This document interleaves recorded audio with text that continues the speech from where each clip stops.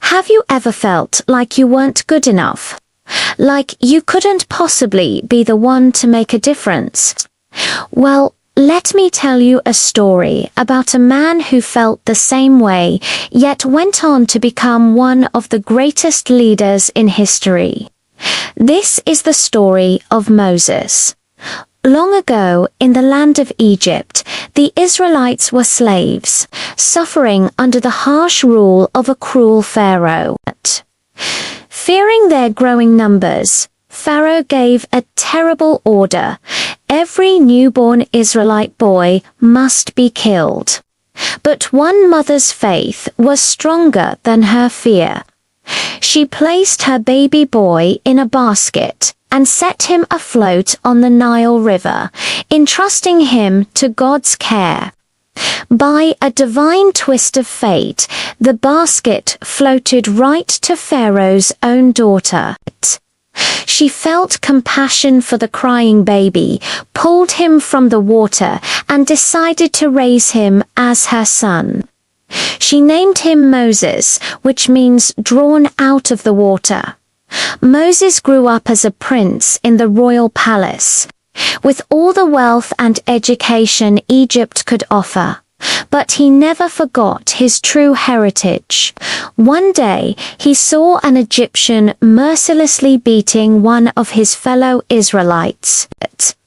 In a moment of rage, he struck the Egyptian down. Terrified of what he had done, Moses fled Egypt and escaped into the vast, lonely desert. There, he started a new, simple life as a shepherd. For years, he lived in obscurity, tending his flock. But God hadn't forgotten him. One day, near Mount Horeb, Moses saw an incredible sight, a bush that was engulfed in flames but was not burning up. As he drew closer, a voice called out from the fire, "Moses, Moses, take off your sandals, for the place where you stand is holy ground." It was the voice of God. He told Moses that he had seen the suffering of his people in Egypt and had chosen him to lead them to freedom. Moses was filled with doubt. "Who am I to do this?" he asked. He told God he wasn't a good speaker, that no one would believe him. But God promised, "I will be with you. I will give you the words to say so." Moses, accompanied by his brother Aaron, returned to Egypt. They stood before the mighty Pharaoh and delivered God's command, "Let my people go."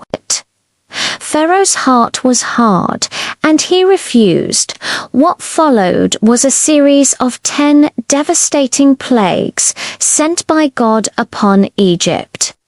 The river turned to blood, frogs overran the land, swarms of locusts devoured the crops, and a deep darkness fell over everything. Still, Pharaoh would not yield. It wasn't until the final, most heart-wrenching plague, the death of every firstborn in Egypt, that a broken Pharaoh finally let the Israelites go. Moses led his people out of the land of their bondage. But their freedom was short-lived. Pharaoh changed his mind and sent his entire army in pursuit. Trapped between the charging chariots and the vast Red Sea, the Israelites cried out in fear. But Moses raised his staff, and God performed a breathtaking miracle. The waters of the Red Sea parted, creating a path of dry land right through the middle. The Israelites walked across to safety. When the Egyptian army tried to follow, the waters crashed back down, swallowing them whole. In the wilderness, Moses became the great lawgiver. He climbed Mount Sinai and received the 10 Commandments from God himself, moral and spiritual guide for the people. For 40 long years, he led them through the desert.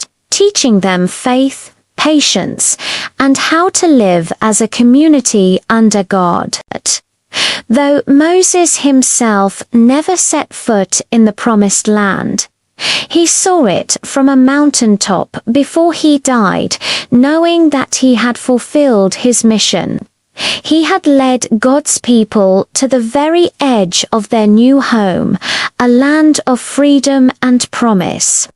The story of Moses teaches us a powerful lesson. God doesn't always call the equipped.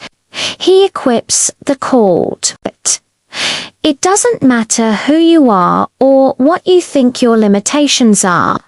If you open your heart to His purpose, He can use you to do extraordinary things. If you believe God has a special purpose for your life, type Amen in the comments below. Thank you for watching. If this story inspired you, please give this video a like, share it with someone who needs to hear it. And don't forget to subscribe for more powerful stories from the Bible. We'll see you in the next video.